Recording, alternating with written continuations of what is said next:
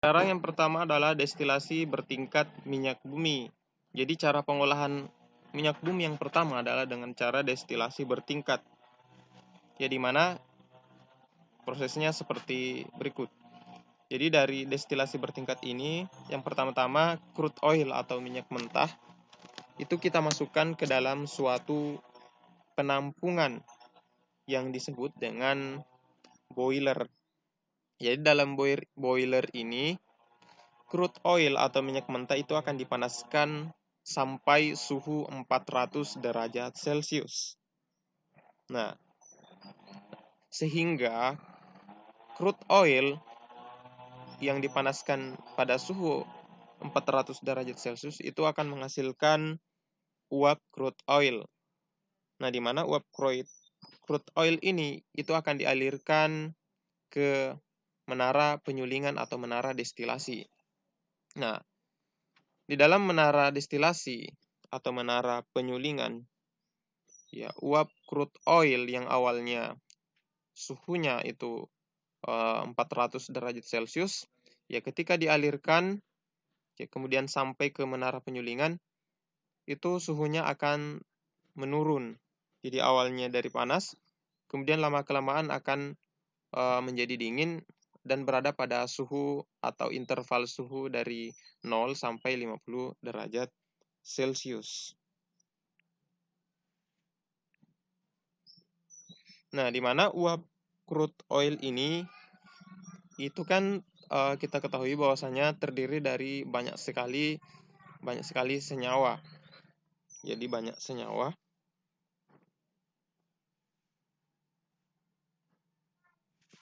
Nah, kemudian di dalam menara penyulingan ini itu terdiri dari beberapa daerah. Jadi ada daerah di sini, di sini, di sini, di sini, dan di sini, dan di sini.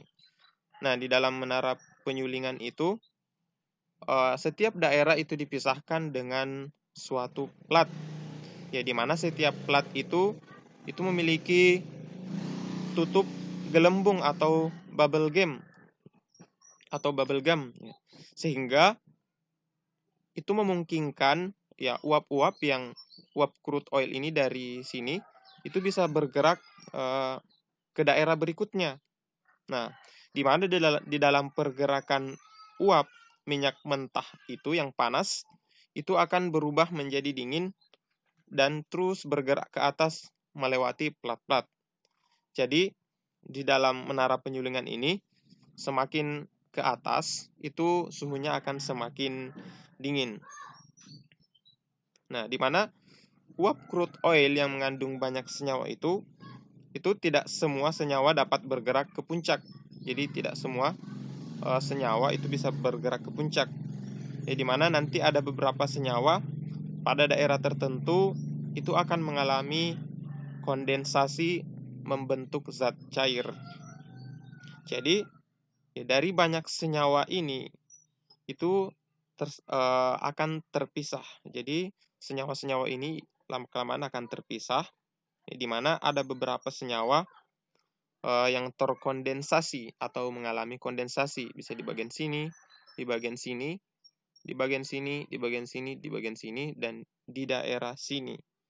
Nah, bahkan di bagian puncak sini juga ada. Nah, ya mengapa ada senyawa yang terkondensasi atau mengalami kondensasi?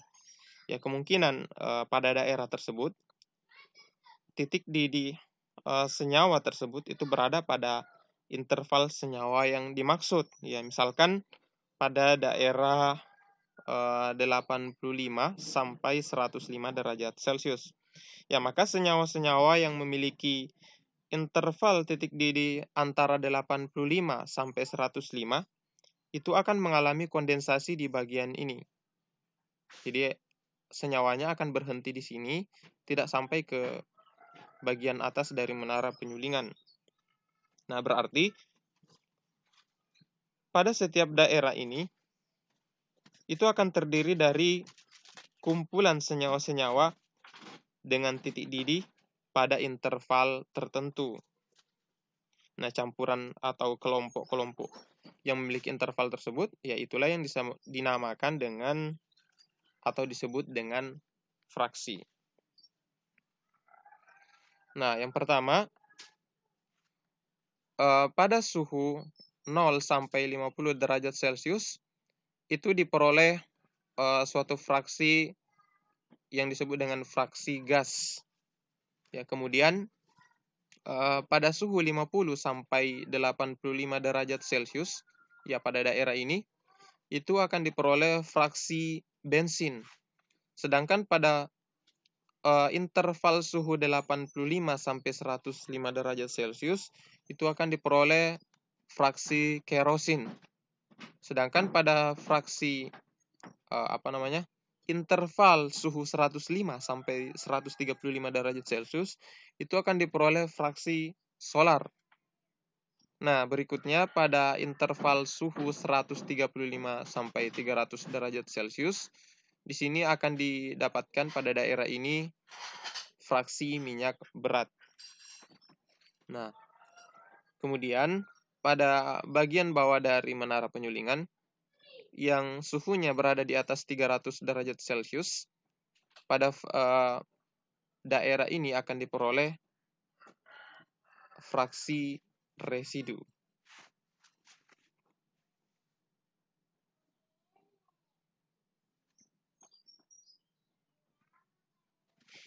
Nah,